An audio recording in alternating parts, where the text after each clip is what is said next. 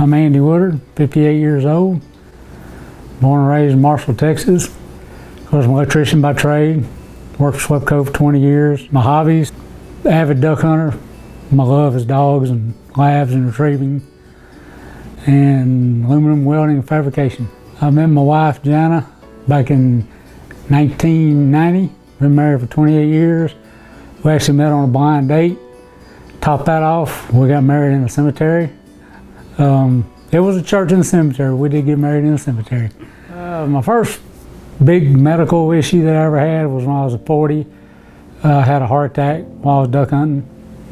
About 95% blockage in one of my arteries and a little less than the other one. They put in 2 stents. When I had my first heart attack is when I had the pleasure of meeting Dr. Naini and his nurse Gina, who took care of me through all my heart problem. I've been with them for, since that time now. I still see him today, and just one of the greatest cardiologists I could ever imagine. 6 years later, had another heart attack that ended up in 5 bypasses. But I was also having back trouble at the time. So the back had gotten to the point where I had a back surgery, and long story short, they carried me into surgery, did back surgery, flipped me open, did open heart all at the same surgery. And I was told if I'd had one more surgery during that period, I'd have set the record at the hospital. When I was off for recovery on the heart attack and the back surgery, several months later we went ahead and I had a total knee replacement. So I rehabbed all 3 at the same time. In 2013, I started having fatigue problems and weight loss problems, and wasn't really sure what was going on. And at that point, I went to my general practitioner, Dr. Sean Callahan. Been with him since the first day he opened up in Marshall. He was adamant, stayed on top of everything. Give him all the praise in the world, but he couldn't figure it out why my liver numbers were going so high. So he finally sent me to a specialist. We went to a specialist. They said the gallbladder was bad. Took my gallbladder out, put the stent in for 2 weeks. When they pulled the stent out, he saw it close back up because the pancreas was pushing on it, and then they saw the tumor, which was what was pushing against the bile duct. Sent it off, and that day we were notified that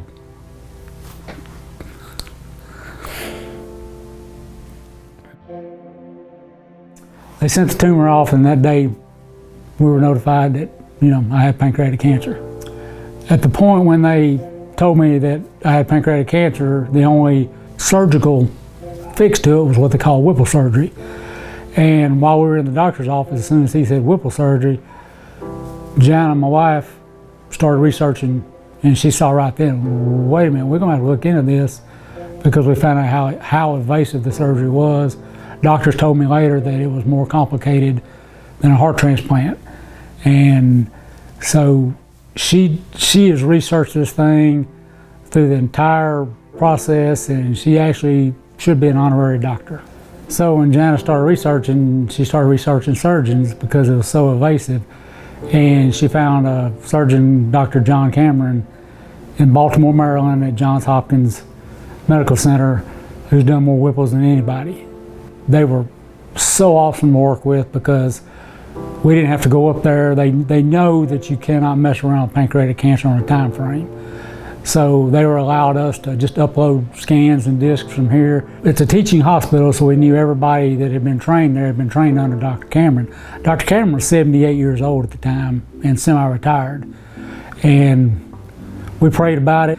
They had me on an operating table in 10 days to get it out. The nurse called Jana the day before we flew out and said, I just want you to know Dr. Cameron's doing your husband's surgery himself. And he did. We met him. He shook my hand. It hurt. I looked at Jana. So we got the right man for this.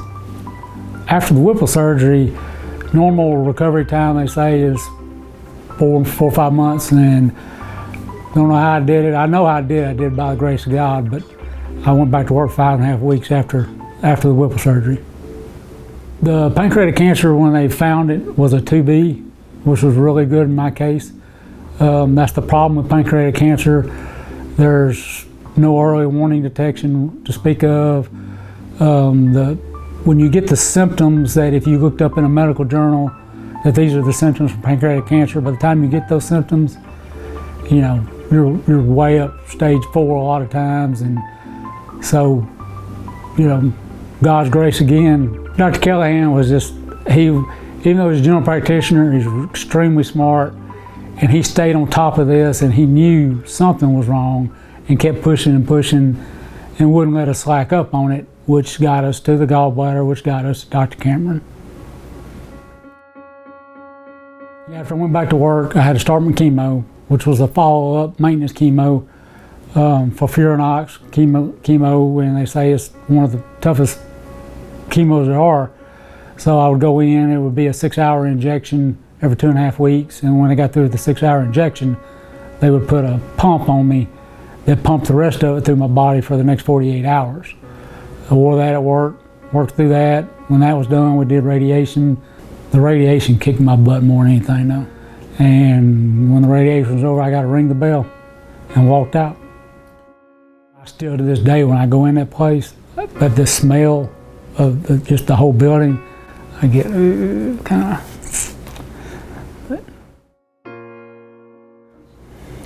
After the Whipple, felt great for 2-3 years, 2.5 years, whatever.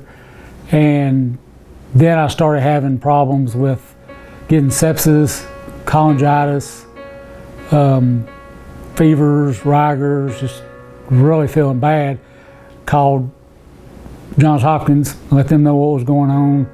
They decided they needed to put a tube stuck in my side, through my liver down into my bile duct to allow the bile to flow right, because that was what was causing all the problems. So then I came home, and it was good for a few weeks, and I started getting rigors again. So we were getting a lot of internal infections. So I had to go to Longview Regional, and they said, we got to change this tube out. So we're like, okay, we'll do what we got to do. Well, the interventional radiologist came in, introduced himself. He worked and trained at Hopkins, which was an awesome feeling. Dr. Carl Miller, his sidekick, Cody Castle, they took so good care of me. We ended up being in the hospital. He probably changed the tube out 20 times in a year's time, and fighting all the symptoms I was having at the time. His whole staff just took really good care. We all became friends. We took them donuts. We was always feeding them right before surgery. I'd go into surgery with food on the bed and give it to them, and they wheel me over and knock me out and change the tube out. And I will say this about Dr. Miller, peanut brittle is one of my favorite things, and he will lean over your bed when you're fixing to go under for anesthesia and eat peanut brittle in your face and not care. He'll laugh at you. So he determined, this is not working, we got to do something different. Wife went back in, well, she researches even when I'm in a good health. So we're looking for another doctor, because Dr. Cameron at this time has fully retired. Jana started her research again, and we just happened to be talking to our friends in Pennsylvania who are pancreatic cancer survivors. They told Jana about a guy named Dr. Herbert Zay, who was at UT Southwestern in Dallas. And that's how we met him. Come to find out, he had worked with Dr. Cameron, I think, for 10 years and done like 100 Whipple procedures under him. So, we knew that was good to go. So he started treatment, working on me. We did a bunch of endoscopies.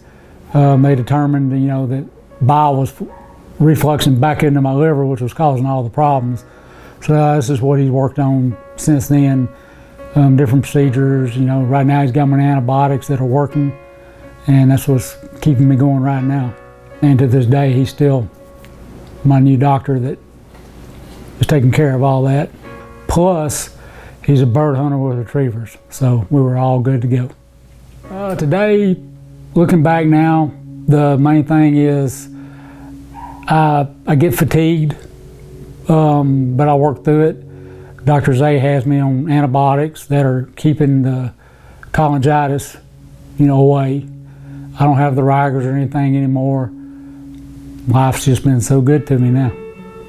When I met Dr. Zay and we did the consultation with him, we ended up doing another, I always call it a partial Whipple, but he did a procedure that basically was a gastric bypass, which solved a lot of the problems. Didn't solve all of them, but we're able to keep it down now with antibiotics. Because of the Whipple surgeries, I can't absorb nutrients and minerals and vitamins and stuff. So I also take a drug called Creon that I have to take with every meal, just in order to keep my weight on. But I keep the weight on fine. It's just I have to stay on the drug the rest of my life. Send money. Being a pancreatic cancer survivor to me means being able to talk to other people, help other people best I can. If I can help one person, then I think I've done something. And I told Jana one time, I said, if I could change anything, I wouldn't. Pancreatic cancer has brought so many awesome and wonderful people into my life that if 20 years down the road, I could look back and never had pancreatic cancer and could look back and see the people I would have missed, then I'd be mad. So this is, it was a blessing for me. I also look at it as God gave it to me because He knew I could handle it and didn't put it on somebody that couldn't. So I've taken everything He's given me, I've handled it. Through this whole journey that I have been blessed with, we made a lot of friends that also are pancreatic cancer survivors.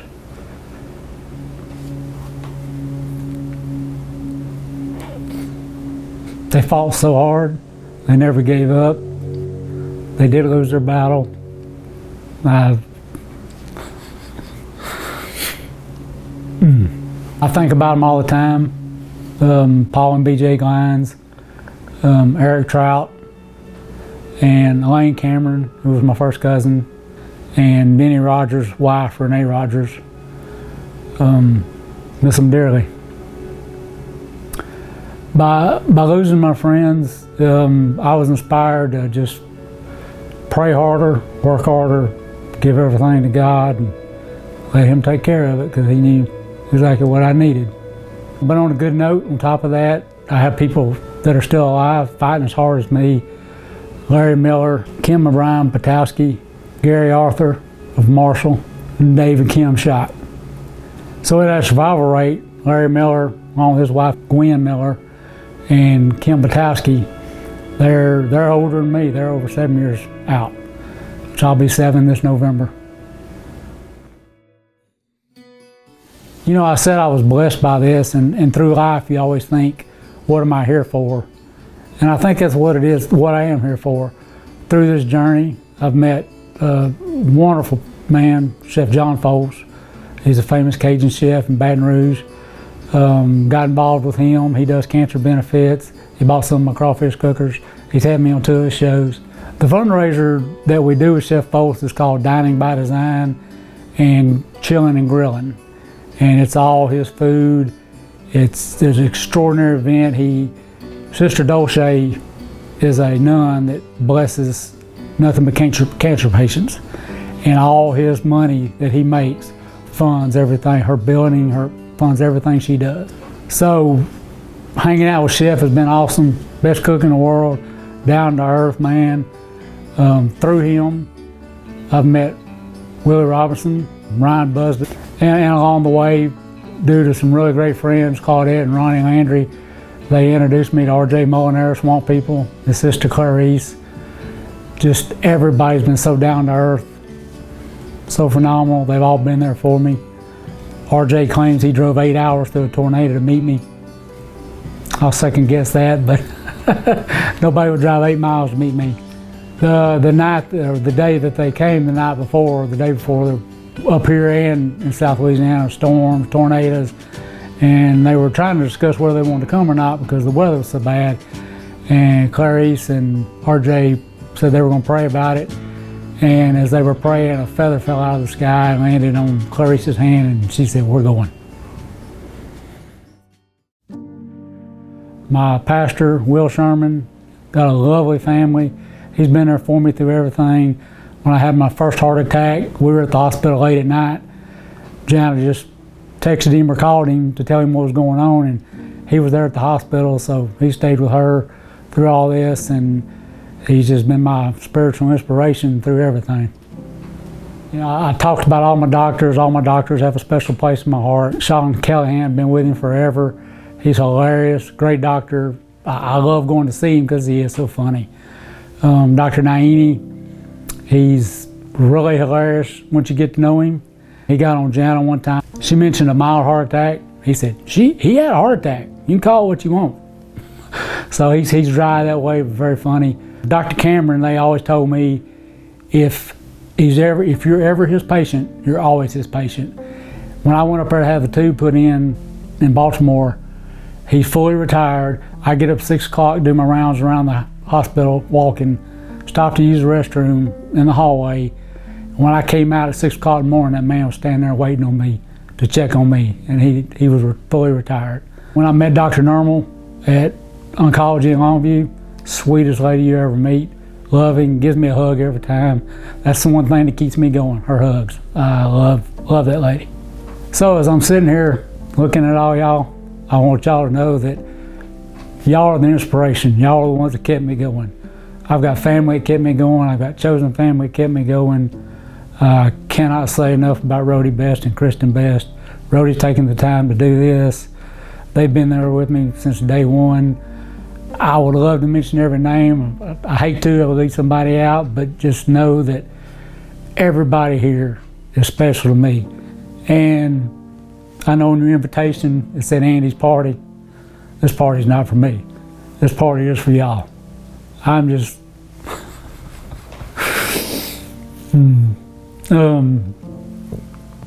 just know deep down inside that this party is for y'all. I'm here because of y'all. I owe everything to everybody here. And I love y'all and appreciate everything. And I wouldn't be here if it wasn't for God.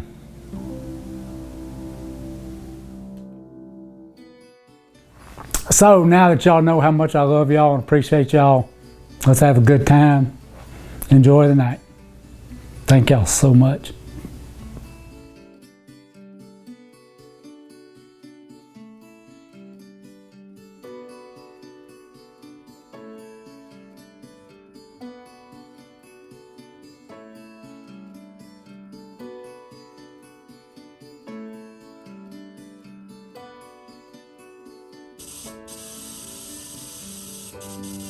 Now, what all did I forget?